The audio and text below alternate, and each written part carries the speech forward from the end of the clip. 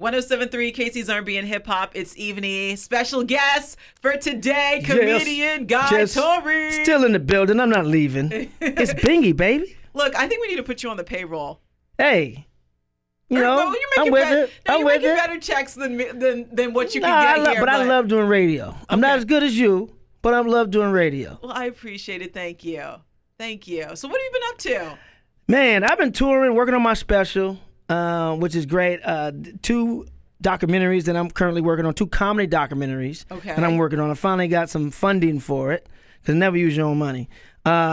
Use other people's money. True. And, podcasts, doing 2 podcasts, one, both on Dash Radio. Mm-hmm. One's a hip-hop podcast, and it's called 31 Cents. It's me and 3 lovely ladies, 3 dimes and a penny, smart ladies. I like beautiful, smart women. You would do good. You have a podcast? No. You don't have a podcast? No. You should have a podcast. I haven't entered in that. Tell me about the world of podcasts. You should do a podcast because, I'm on the Tom Joyner Morning Show, okay? I can't really say the stuff I really want to say. True. Right? And I got to be clean because of the FCC. Mm-hmm. But podcast allows me to give my views and my point of view and to let people really get to know who I am. Mm-hmm. And because that's in this day and age, with things has changed. Back in the day, the less people knew about you, the more famous you were. True, you're mysterious. That is very true. But now they want to know Nowadays, if they don't know the color of your poop, they don't want to know you at all. So podcast allows you to give more than your opinion, because sometimes when we work for these big companies, like you and I do, the different radio companies, you're limited in what you say. Or if your sponsors, you can't, tee off your sponsors. So with a podcast, you basically can unwind and talk about things that you want to talk about, and it lets people get to know you, who you are outside of your radio show. I think you'd be great for a podcast, and you should film it, because you got a face for TV and a voice for radio. You combine those two, you should film it and record your podcast and have special guests on there and special topics. So what are we calling my podcast? It's Bingy, baby. That's what we're going to call it? It's Bingy, baby. That's catchy. Get somebody to do a nice little jingle. You got all the talent here in the radio stations. It's Bingy, baby. I think that's it. We're speaking into existence. Okay. Yes, exactly. You'll be great. You have a great voice. I'm sure you got a point of view. You're smart. We need more Michelle Obamas to speak out in the world. Less Melanias. I didn't say that. He did. I said it. I said it all day. I don't run for my truth at all. I'm 50 now. Well, I can't say it in public. I'm actually... I'll be 50 in 20 years, but I have an old spirit. But anyway, it's Bingy Baby Podcast coming towards you soon. Okay, I like it. We're going to claim it. Let's go back to your podcast, though. The 3 dimes and a cent. 31 cents. 31 cents. 3 dimes and a penny, because I ain't worth a damn. Your podcast, and then the hip hop one. So Third Degree Radio. What are you talking about for your hip hop podcast? We talk about what's going on in pop culture, what's going on in hip hop news. Okay. And because Big Trady is very, very versed in the green culture, and I'm not the Green Party, but the green culture. Yeah. Talks about the LA. The green culture is very prevalent out there. Yeah. Puff pass. Making bank off of that. Yes. So we talk about things in music, things in trending news. Like we may talk Malik Yoba, may talk Tank.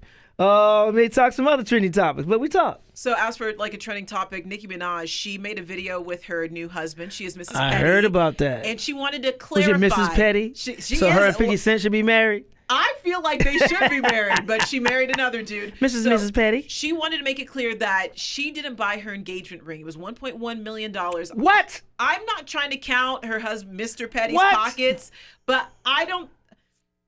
He has a checkered past. I'm not saying that people with a checkered past... Right, so you don't think he could afford that ring? I don't, and I think it's not wrong if Nicki Minaj bought her own engagement ring. Right. What do you think? I mean, I'm old school traditional. I mean, I wouldn't let...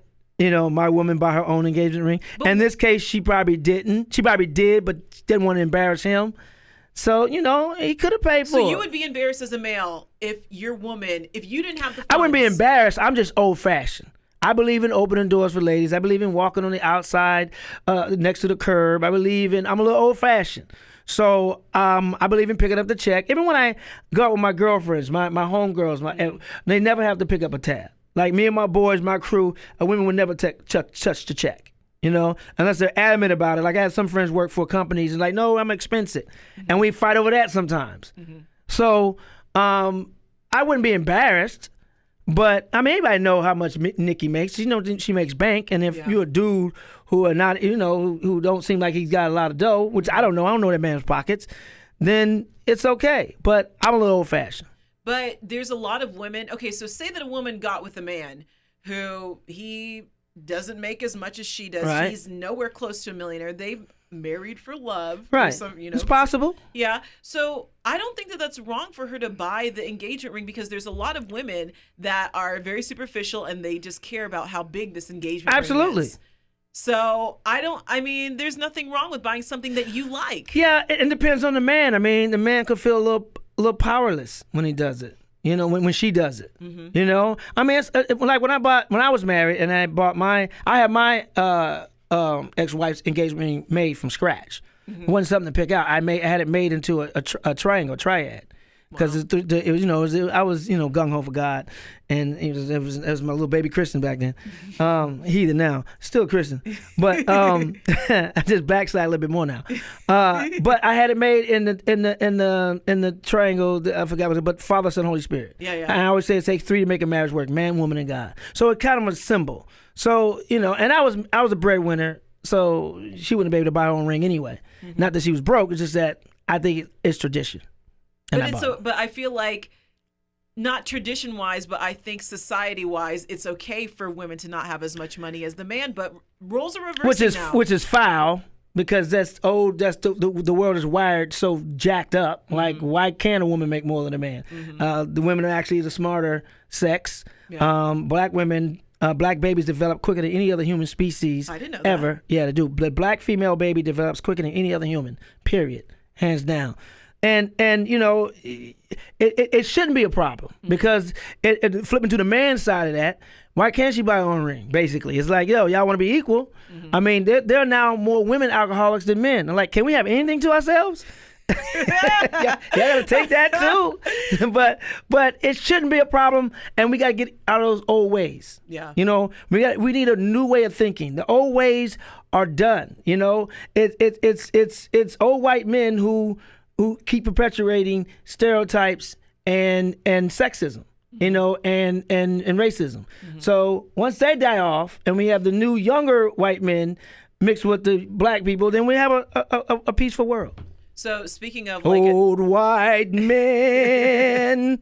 Speaking of a new way to think, what do you think about Kanye's Sunday service? You know what's funny? I was just listening to his album for the first time last night. I listened to it last week. I got in last night. Mm-hmm. I was on my way to the cigar lounge, and I said, you know, because being a Kanye West fan is like being in an abusive relationship. Talk about it. Because it's like you hate him for, but you love him for you know, going so hard in supporting Trump. But you hate him when he interrupts, you know, somebody on stage, whether he was right or wrong. You don't do that, right? Mm-hmm. But then you listen to his music and it's like, damn, I want to hate this dude. But he put out such great music. And I see it as... And it's different from the R. Kelly thing, because I'm a big R. Kelly fan, but now it's like, I can't roll with you, Aura. Yeah. You know, for what you did is different. I'd rather a Trump supporter than a pedophile. But did you hear that all the royalties to his money now are going to his ex-wife because he can't pay child support? Right. So I don't know, does that make it okay for us to stream R. Kelly music? No.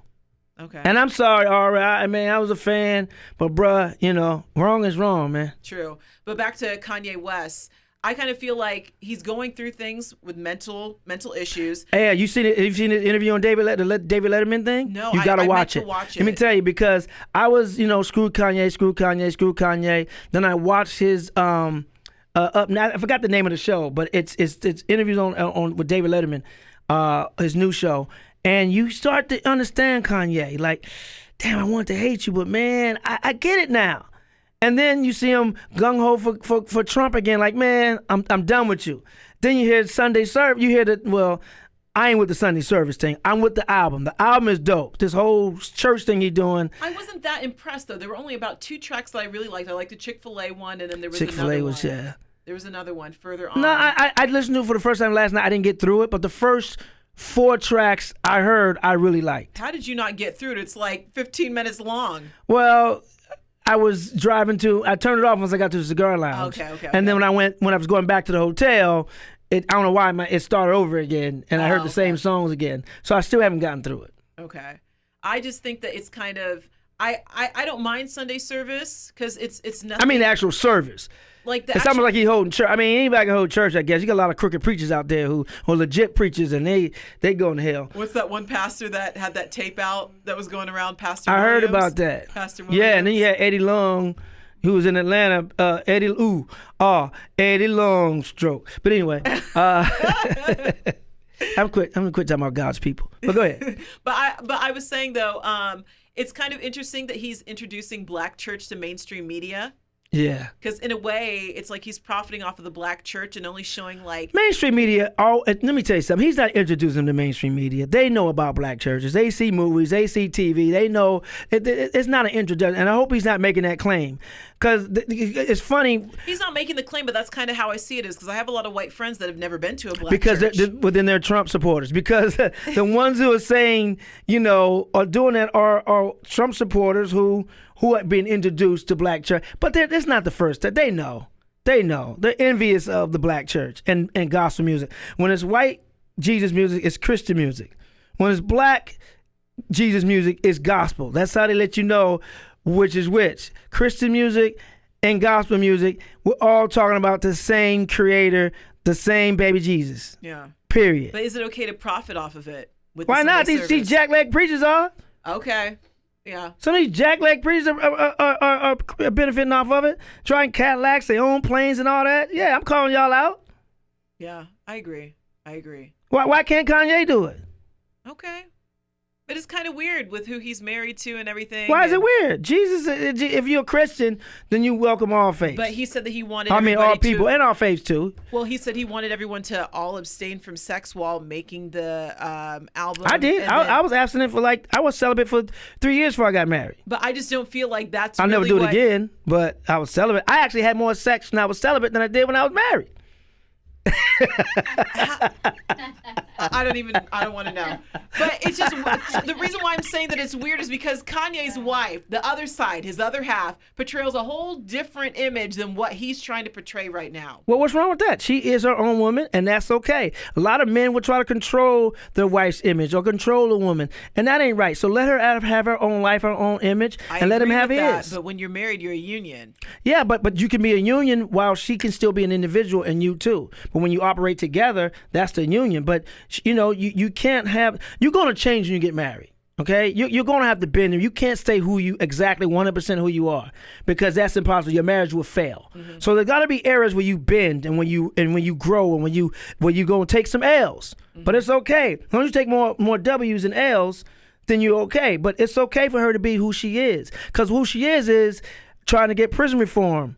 Yeah. And that's beneficial to the African American community and the brown community. But is it okay for the pastor's wife to be out there with all naked on Instagram? But he's not a pastor. Oh, that's true. He's not. Yeah, he's but not. I feel like that's the route where thing. he's going, though. So, but he's not a pastor.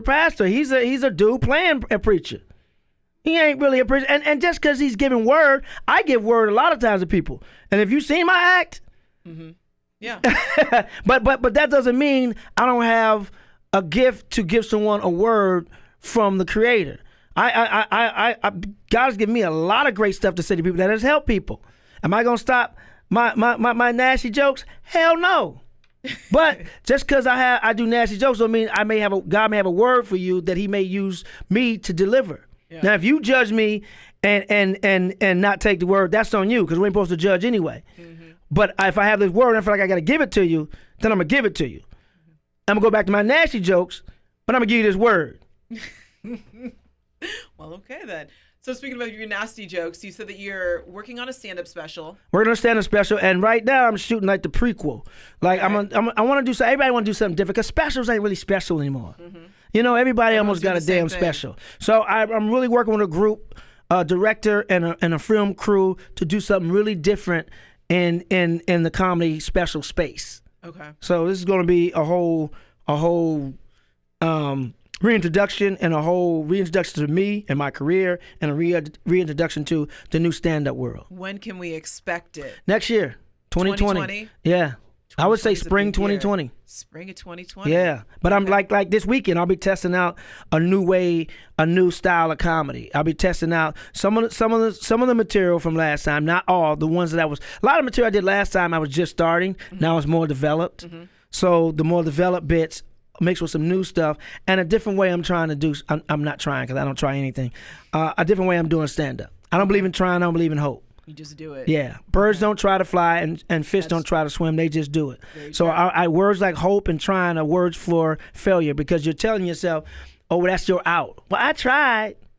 You know, I tried. So instead of trying, just be a doer. See, I just gave somebody a word. You gave me a word. And I'm going back to these nasty jokes tonight at the Improv, in Zona Rosa, and tomorrow night, 2 shows, me and Miss Pretty Ricky. I like Miss Pretty Ricky. She's funny. Yeah, she's very, very funny. I think she's one of the funniest up-and-coming comics, period, male or female. I'm not going to put that label on her. She's funniest female. No, she's one of the funniest comics coming up, period. We got to take some of these labels off. Talk about it. Well, get your tickets, improvkc.com. Anything else that you want to add? Where can they follow you? I'll be funny at the show. I won't get this deep, but I had to get this deep because, it was on my spirit to give some words out to people right now. So I'm not going to be disobedient and not give that word, but it will be some word and some nasty jokes at the show tonight and tomorrow night. improvkc.com. It's a food party. Bring your bathing suit. Ooh, okay. Guy Torry, I appreciate you. improvkc.com and then also Instagram, Twitter. Instagram at Guy Torry, GUYTORRY on the Twitter, on the IG, and on the Facebook. There we go. Make sure you follow him. Yeah. 1073 KC's R&B and Hip Hop.